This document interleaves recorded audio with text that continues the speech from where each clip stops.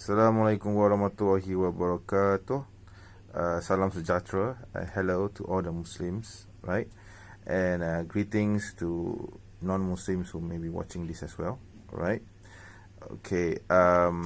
Dalam video ini saya akan mengulas mengenai isu seorang Melayu yang dikatakan atau Melayu Muslim yang dikatakan telah murtad kepada agama Kristian bersama-sama isteri dan malangnya melibatkan juga anak-anak. Okey, saya akan bercakap dalam bahasa Melayu dan juga there will be some mix of English as well because some of my references will be in English dan saya pun sukar nak menterjemahkan dalam bahasa Melayu daripada bahasa Inggeris sebenarnya sebab kadang-kadang ada teks-teks ini yang agak teknikal. Jadi sukar untuk mencari terma yang sesuai di dalam bahasa Melayu. Therefore, I will just explain in English. I hope those who are listening to me can understand and can follow what I'm saying clearly and concisely. In any case, if you don't understand what I have or what I will be saying, or you would like to ask more questions regarding the topics that I will be touching, you can just simply comment in the comment box below, or you can just contact me, which I will give you my information, of course. Right. So saya tidak ada skrip untuk video ini, okay? Saya sudah melihat video Yusri yang dikatakan sudah menjadi pastor. Okay. Ceritanya sebenarnya sudah lama, okay, daripada 3 tahun lepas. Sebenarnya setahu saya dia berlaku daripada tahun 2016. Okay. Dia dikatakan telah murtad bersama-sama dengan isterinya. Yang saya dapat tahu info ialah isterinya yang murtad dahulu, kemudian mengajak suaminya murtad, kemudian mereka memurtadkan anak-anak mereka dan mungkin ada kes mereka menghina Islam dan peribadi Rasulullah SAW di Facebook. Mereka membuat keputusan untuk keluar daripada Malaysia dan pergi ke Australia. Okay. Saya sudah melihat video dia. Okay, yang video yang terbaru dan juga yang terdahulu daripada itu saya rasa dia ada dua video, satu video sebelum yang baru-baru ini dan juga mungkin video yang sedikit lama daripada itu. Okay. Kandungan dalam video-video ini saya rasa ada kontradiksi antara kedua-duanya sebab video yang pertama yang saya lihat dia dikatakan dia membuat video itu bagi menjawab ceramah yang dibuat oleh Iksim. Sebenarnya bukan Iksim tetapi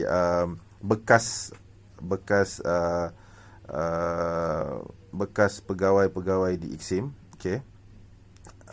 Sebab Iksim sudah bubar. Okay. So I've watched both videos and I realised that there are many contradictions.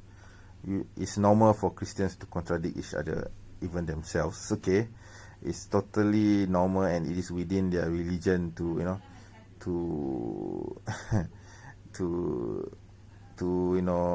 orang Melayu cakap pusing kona lah. Okay.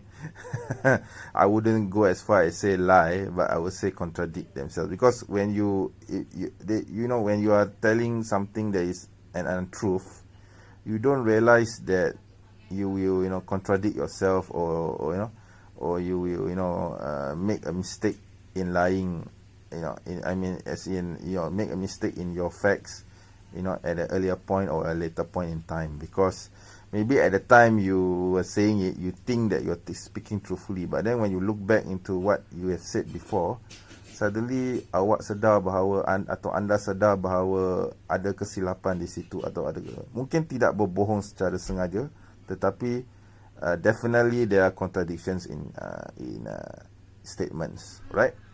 So like I said, the first video that I saw was the one that he apparently tried to refute someone from Iksim, okay, yang mengatakan bahawa dia murtad kemudian daripada isterinya murtad dahulu, kemudian dia murtad. Tetapi video terbaru dia kata, oh tidak, isteri saya tak murtad dulu, saya yang murtad dulu. So tetapi ada video lain yang saya lihat selepas itu, I think it's an older video.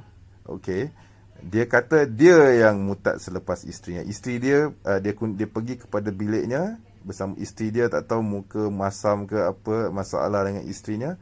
Dia ajak isterinya masuk bilik, dia kunci pintu, dia tanya isteri dia apa masalah. Tiba-tiba isterinya kata, saya mahu masuk Kristian. Okay, alright. So dia terkejut. Itu dia kata isteri dia yang murtad dulu, dia bawa hantar pergi pesta lah dan sebagainya. Kemudian bila dia pergi, dia kata dia termasuk ke dalam gereja atau tempat Kristian itu, pesta itu suruh dia tanya dia soalan, dan dia tanya soalan kepada pesta itu, dan pesta itu dapat menjawab soalan itu yang pada satu masa dahulu dia pernah tanya pada ustaz, dan ustaz tu tak boleh jawab kononnya pada dia lah. Dan when I heard that, I was like, okay, what was the question? Because kalau dia kata zaman sekolah dia dulu dia ada tanya soalan yang dia tak boleh jawab, ustaz dia tak boleh jawab, kenapa dia kata, dan dia tak puas hati dengan jawapan ustaz tu, kenapa selepas dia pergi daripada lepas alam persekolahan, dia pergi ke universiti, dia bekerja di tempat-tempat tertentu, dia sempat menjadi warden penjara. Bayangkan menjadi warden penjara, takkanlah di universiti atau di penjara tak ada orang yang boleh menjawab soalannya, kan? So it's a mystery how this is possible, because after 30 plus years of not getting the answer, dia boleh ingat balik soalan yang dia tanya 30 tahun lepas. Padahal antara masa yang dia tanya soalan tu di alam persekolahan, sehinggalah kepada waktu dia jumpa pesta tu lah kononnya, dan dia tanya soalan tu, soalan apa pesta tu boleh jawab. Dia tak pernah terfikir ke nak tanya soalan tu kepada orang lain selain daripada ustaz dia yang kat sekolah tu. So idea Yusri ni berbohong pasal soalan tu yang misteri yang tak boleh dijawab, ataupun ustaz yang dia tanya tu, mungkin ustaz tu tak tahu apa yang dia ditanya itu. Jadi mungkin ustaz tu, I don't want to say that the ustaz is unqualified, okay? I'm not saying that. I'm just saying that maybe the ustaz that he's asking is not trained in the in the issue that he wants to ask. Jadi daripada situ saja isu tanya soalan misteri yang tak boleh dijawab oleh Kristian, oleh orang Islam, tetapi Kristian boleh jawab, itu sendiri pun membuat saya syak wasangka. Sebenarnya saya berasa was-was. Saya menggunakan perkataan Yusri sendiri, ya. Saya berasa was-was. I feel doubtful that your story is true, Yusri, really. Because in my experience of facing the Christians, okay, because I have a long history of facing Christians, and debating with them, okay, answering the questions, asking my own questions, I've never come across a question which I have the inability to answer. Alhamdulillah, so far, any question that a Christian asks me, I can most always usually answer. Okay, if I do not know the answer, I'll tell them I'm not trained in this, I cannot answer, I will go back to you. Nanti dalam masa berapa hari atau berapa minggu, insya-Allah, alhamdulillah, soalan tu akan terjawab dengan sendiri. I will find the answer. For some reason, the answer will always come to me while reading again, while referring to my books. So that's another issue I want to ask this Yusri fella. Okay, selama you 30 tahun plus tu, you kata you ada doubt, you ada was-was dalam agama Islam ni, you kata kononnya lah ada agama, tak pernah ke terfikir untuk nak baca balik Quran, atau nak baca balik hadis, atau nak baca balik sirah Rasulullah if it's a question regarding Rasulullah himself? Oh, tak pernah ke buka kitab-kitab tafsir atau commentary? Because that is what I did, okay? I mean, I myself personally never had any doubt in Islam, but of course, you come across questions which are tricky, from the Christian side.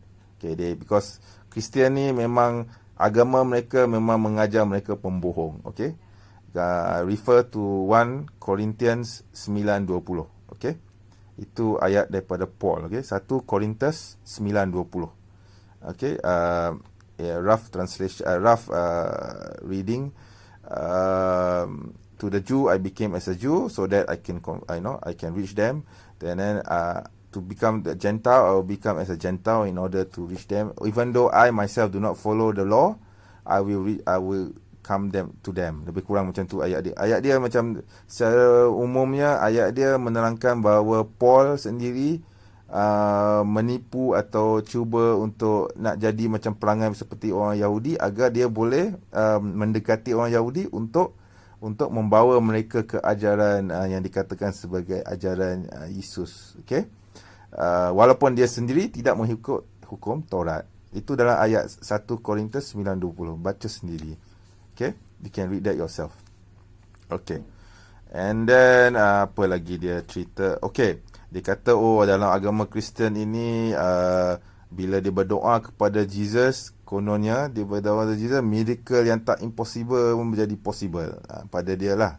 Dia kata benda yang tak logik jadi logik. Ini cerita dongeng macam ni, orang Hindu pun boleh cakap macam ni, bro. Okay, sebab di sendiri ada satu cerita di Penang. Ini cerita sebab saya orang pulau, dia pun orang pulau juga. Saya tak tahu kalau dia tahu tentang cerita ini.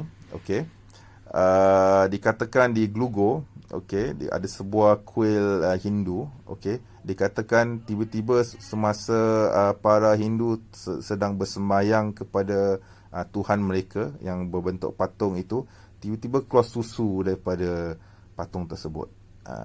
Ini cerita dah lama ini. Benda ni saya dengar daripada tahun 1993-94. Tak ada pun saya nak masuk jadi Hindu. Okay? Because even if it's true,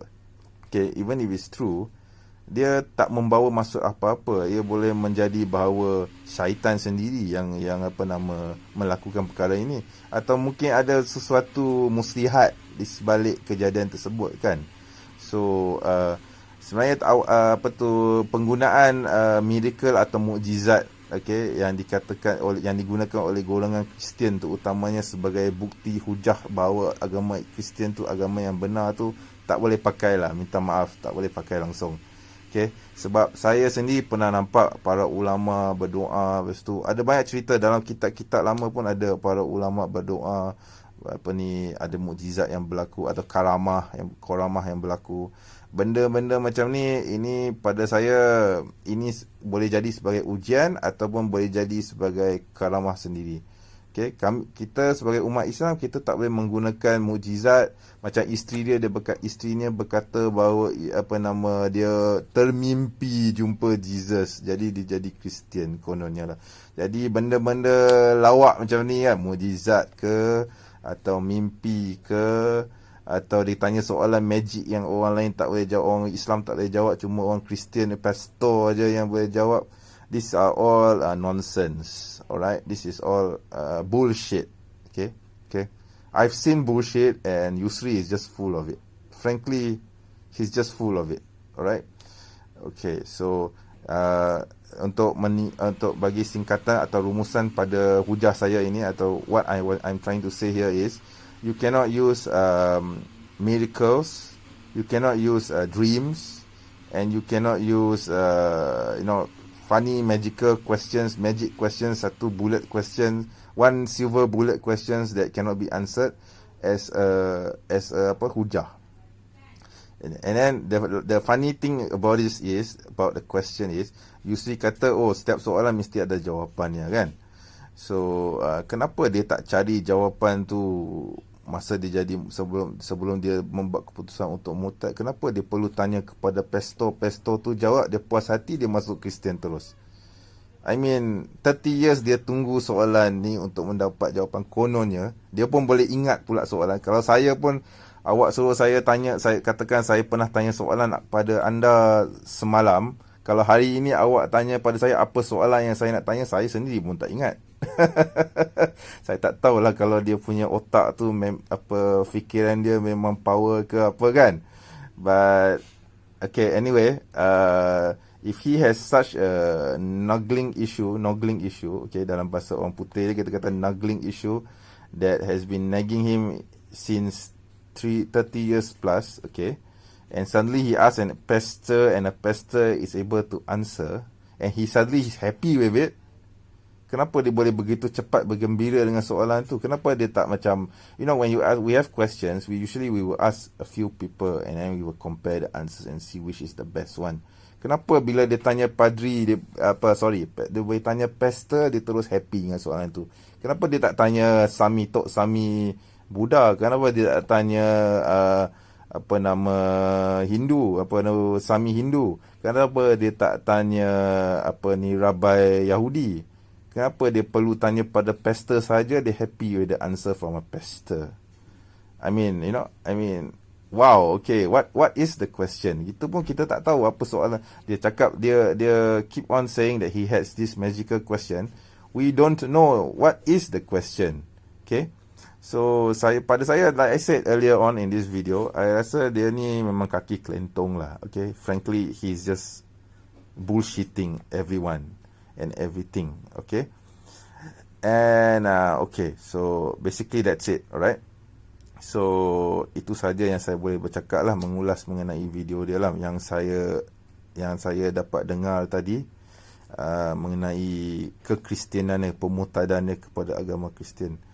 Okay, jadi saya pun nak tanya juga soalan magic bullet juga pada Yusri dan juga bini dia lah yang memutadkannya. Saya masih lagi percaya bahawa bininya ataupun isterinya lah sebenarnya yang memutadkan Yusri serta anak-anak. Okay. Jadi saya pun nak tanya juga magic bullet. Okay. Alright. Kejap ya.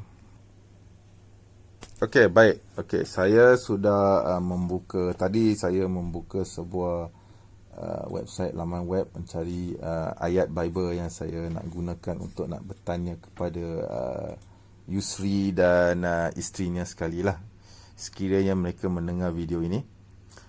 Okey, saya nak tanya satu soalan je.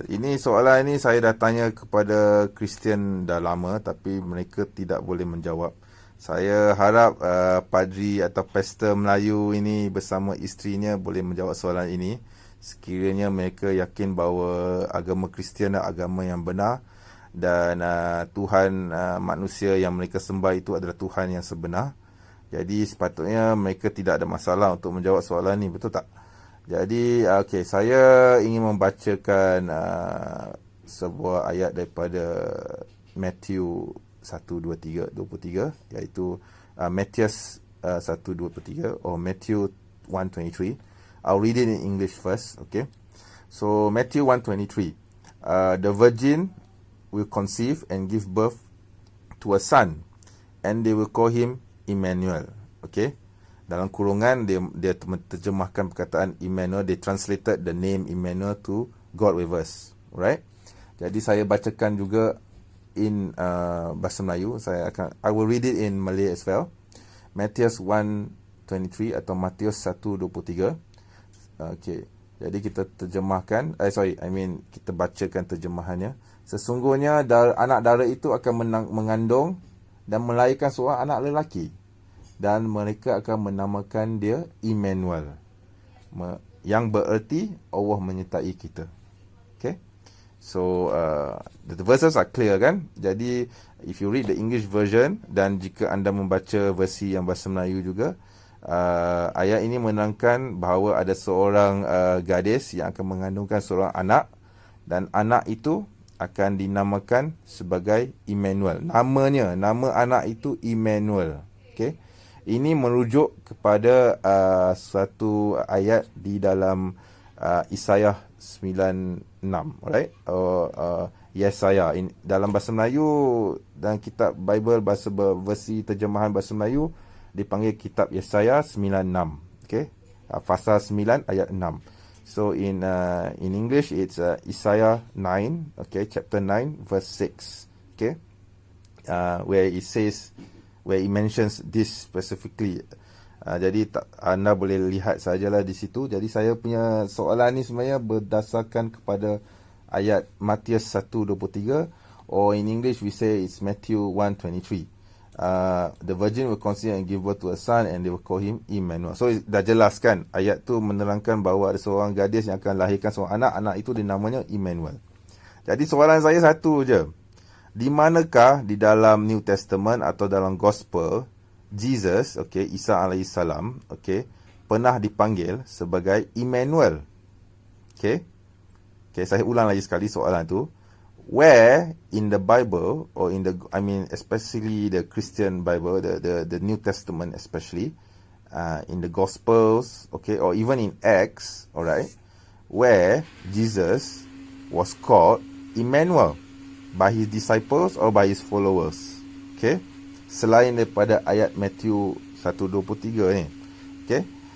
Sebab dalam seluruh Bible, seluruh New Testament especially, okay, kitab perjanjian baru, cuma ada satu ayat ni sahaja yang menyebut Isa alaihissalam sebagai Emmanuel, okay, sebab ia merujuk kepada ayat yang di dalam perjanjian lama, okay, yang saya sebutkan, iaitu Yesaya pasal 9 ayat 6.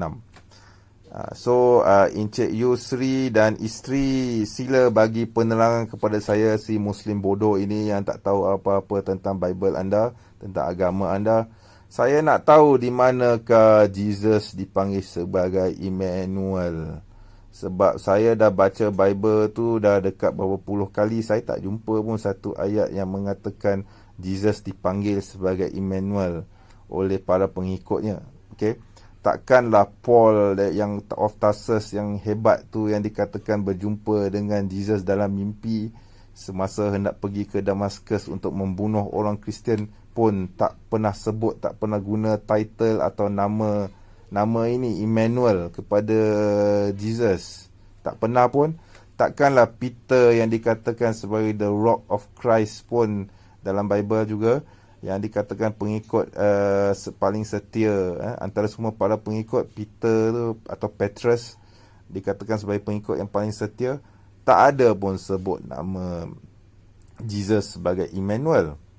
Jadi saya tak nampak mana dia. Jadi sila tolong bagi jawapan boleh tak untuk Muslim yang keliru ini, yang Muslim yang bodoh ini kan.